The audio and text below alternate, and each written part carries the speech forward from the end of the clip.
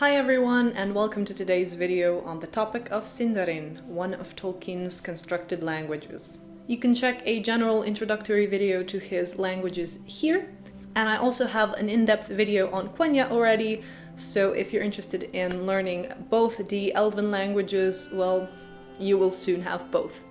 But yes, the topic of today is Sindarin. It is the language of Elves, or one of the languages of Elves. The two biggest ones are Sindarin and Quenya, and by the Third Age, where Lord of the Rings takes place, Sindarin is the most common tongue of Elves, and some men speak it as well, like Aragorn, for example.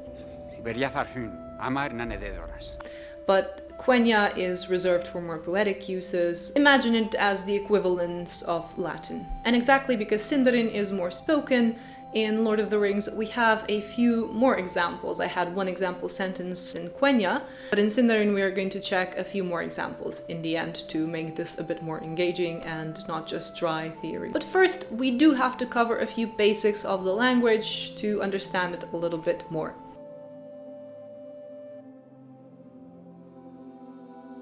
So in comparison to Quenya, Sindarin is more changeful, it has more mutations, it's a little bit more complicated, at least based on the research that I did on both languages. I do find Sindarin a bit more complex. But both languages still have a lot in common. Sindarin was the language of Sindarin Elves in Beleriand, and Quenya was the language of Noldor and Vanyar, Elves who left to live in Valinor. Some then returned to Middle-earth, where they met with the Sindarin-speaking Elves and where they eventually adopted Sindarin as well as their main language. So in terms of the structure of this video, I will cover the basics of the main word classes, nouns, verbs, adjectives, and adverbs. And at the end, we will look at a few examples and deconstruct the sentences to see a couple of those linguistic rules in practice. So let's give Sindarin a go. What say you?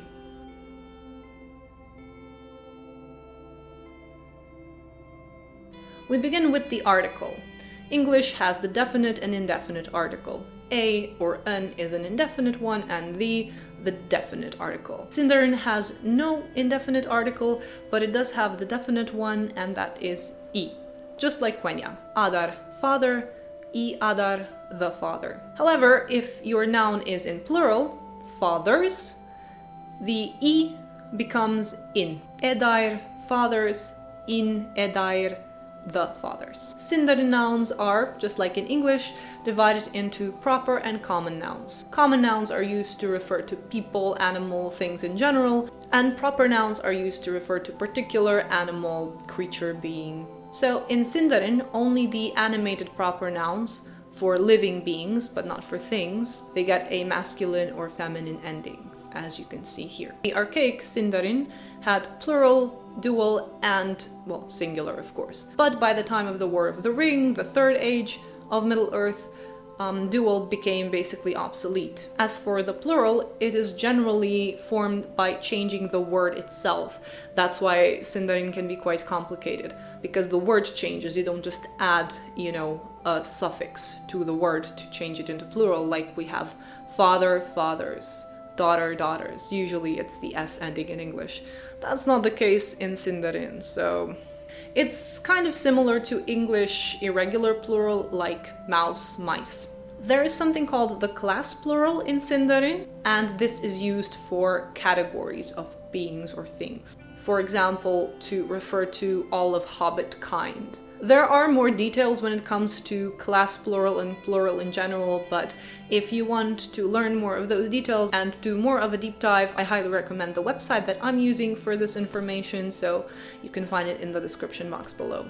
Then we also need noun declension to be able to make different types of sentences. Dative case, the accusative case, the genitive case, all of that fun stuff. A good example to demonstrate that, well, better than English, is German, where you get different endings, where words get different endings, depending on which case they are in, right? Depending on the noun declension. Quenya does something similar. Quenya modifies the noun itself with endings to express different cases, but Sindarin doesn't, which is a good thing. In Sindarin, declension can be expressed either by prepositions or by word order. Sindarin nouns can be used as genitives without any special changes. They will simply follow the described noun. For example, Lord of Moria would be in the literal translation just Lord Moria. But from the context, it's evident that it is supposed to be the genitive case. Similar is true for the accusative and dative case. No noun modifications are necessary. The only thing to note here is that dative follows the accusative, as in the example here. And as I mentioned previously, various cases, allative, instrumental case, can be expressed in Sindarin with the use of prepositions. Celebrimbor o e region. Celebrimbor from a region. Where Sindarin does modify nouns, though, is when it comes to derivation. A lot of new words belonging to the same word family can be formed in Sindarin with derivation or with adding affixes, for example. You have sir, river, as sort of the stem, and the on, the affix, what comes to the end, changes the meaning to great river, so Sirion. You don't have to add something like English adds, the adjective, great, what kind of river, great river.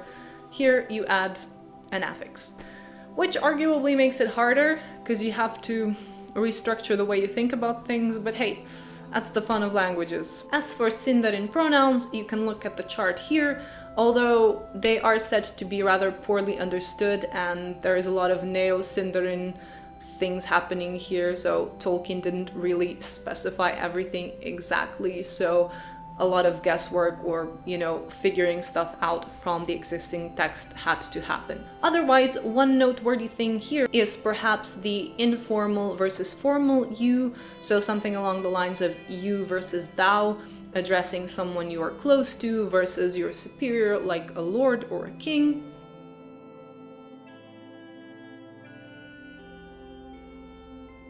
So now, how do we ask questions and negate sentences in Sindarin? Well, it's pretty simple. For asking questions, we can use interrogative pronouns and interrogative adverbs. For example, man agore, what did you do? And of course, we have a whole chart of question words, all of which have something in common, namely the stem ma, which again parallels to Quenya. If you've seen the video, you will know. So ma as the stem is the interrogative word from which all the other interrogative words stem. Similar to WH in English, what, where, who, and here we have ma, man, manna, and so on. And then we have negative sentences. In Sindarin, negative sentences are formed by placing the negative adverb la before the verb. La hebin estel anim. Another Sindarin prefix used is u, and this one intensifies the meaning of the negative sentence to impossible. U hebin estelanim. I cannot keep hope to myself. So not just I don't, but it is impossible for me to do so.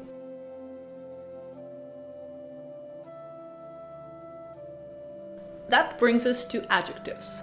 Adjectives further specify the noun. They enrich the meaning. They help us be more specific when we're describing something. And of course, Sindarin has adjectives. Common adjectival endings are eb, en, and ui. This doesn't tell you much, so let's take a look at two examples right here. Aglareb, glorious, from aglar, glory. Angren, of iron, from ang, iron.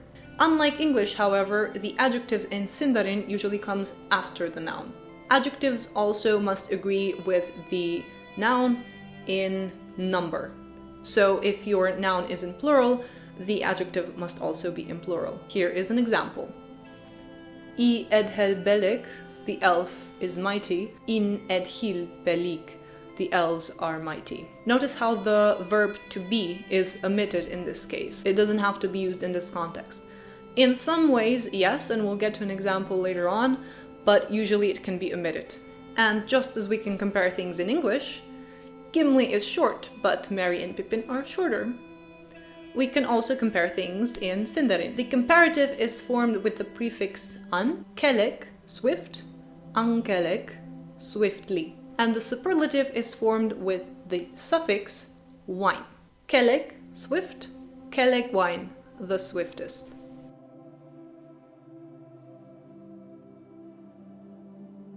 Sindarin verbs have 2 present tenses, 2 future tenses, and 1 past tense. They also have 3 moods, but we won't get into detail there. Just to give you an example of what verb mood would be, you can say she is running, or you can order her run, exclamation mark. So this run as a command would be an example of the imperative mood. But yeah, we could say that there are two present tenses in Sindarin, so something roughly equivalent to the present continuous and the present simple, and two future tenses and one past tense.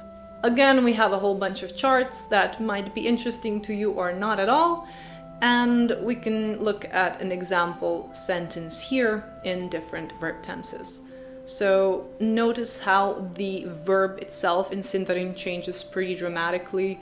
So this is roughly equivalent to English irregular verbs. Done, did, will, do. It completely changes. If we quickly go back to the imperative, Sindarin imperative is actually pretty simple to recognize because it has the o in the ending. For example, noro. Lastly, I said that we would mention the verb to be because it's a little bit special in pretty much every language. And the thing to note here is that it is generally omitted in sentences such as these. It does exist. Sindarin has the verb to be, and it is na, but it is used in a rather limited scope. For example, its imperative form no is used in commands and wishes. No lin, be quick.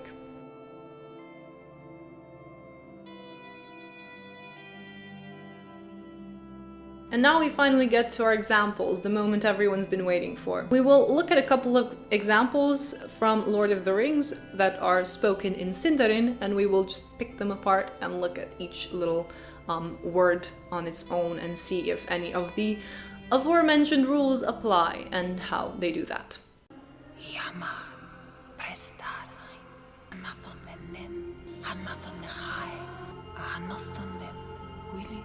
So here we have the world has changed. I can feel it in the water, I can feel it in the earth, I can smell it in the air.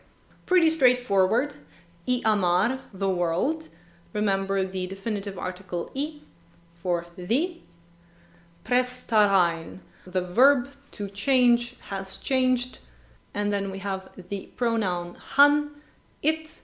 Maton is the verb, I feel, from mata, to feel stroke handle, and ne preposition, in of. So technically speaking, the word order would be it I feel in the water, in the air, in the earth. A is a conjunction and then another verb, noston, from nosta, smell, and huilith, so this would be the noun air, but more broadly speaking. Next sentence is spoken by the beautiful Arwen. Frodo, im Arwen telin lethaid, lastobeth nin tolodon non galad. Frodo, I Arwen, because im is the pronoun, and she basically says im Arwen, I Arwen. Then we have telin, which is the verb, to come or to have come, from the stem tol. Thaid, to help. Lasto is another verb, to listen, and notice the o ending that tells us that this is the imperative, so she is commanding him to listen. And another example of basically just the same thing happening is tolo, so to come, first listen to me, then come. Beth is word or voice. Nin is another pronoun, my voice, so voice, mine. Dan is an adverb, and nan is also an adverb, so back to the or back towards the, and then light to kalat. And of course, we can't forget this one.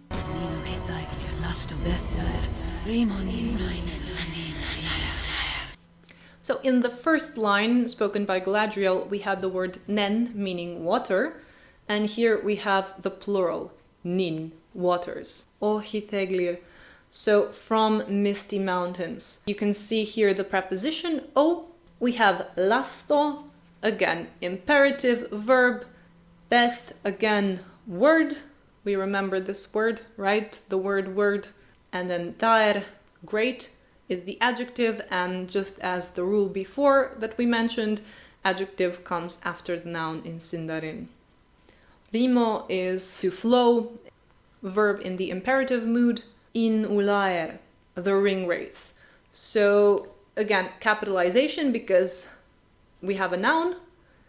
In because it's the definitive article and it comes before a noun in plural.